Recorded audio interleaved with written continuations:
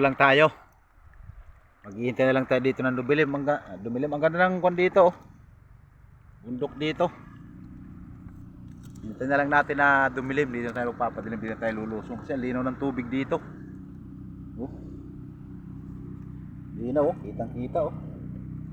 Kitang kita yung mga bato. Yun guys. Naka-prepare na tayo. Nakabiso tayo ng kwan natin. Oh. Damit. Madilim na. Ano lang tayo. Ayan o. Yan. Pag nawala na yung ano dyan sa kanluran na yan, gusong na tayo. Kasi sulo lang kasi tayo. Alas 10 uwi na rin tayo kasi na ano tayo dun sa nag-order ng isda. Limutan ko yung pitsa. Ngayon pala dapat yun. Guys, magandang gabi. Kahon lang natin. Yung order kasi dito kaya nagmamadali tayo. Kaya alas 10 ang usapan namin. Alas 9 na. Hatid ko pa ito doon. Ito lang yung mga nahuli natin. Oh. Sari-sari. Oh. Talakitok.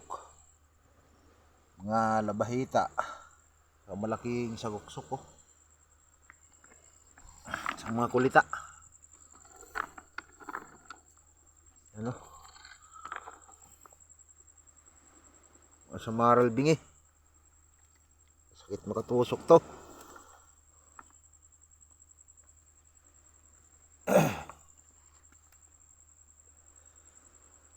Na siguro sa mga 800 dyan.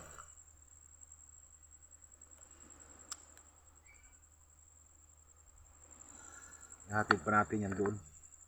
Kanila ngayon diretso doon. Yayay! Good evening. Nakaano tayo? Nakahuli tayo, kahon lang natin. Sari-sari, mga samaral. Saka may lobster, ayan oh. Yan.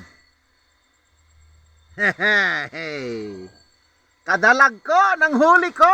Kadalag ko. Ayan. Kadami pagid. 3 kulita, tapos 5 lobster oh, 5. Lobster, 5. 1.5 isa. Ay, 1 kilo siguro yung lobster ko. 5 piraso, 1 kilo yan. 1 tray. Ayan o. Medyo marami-rami din pala ang huli ko.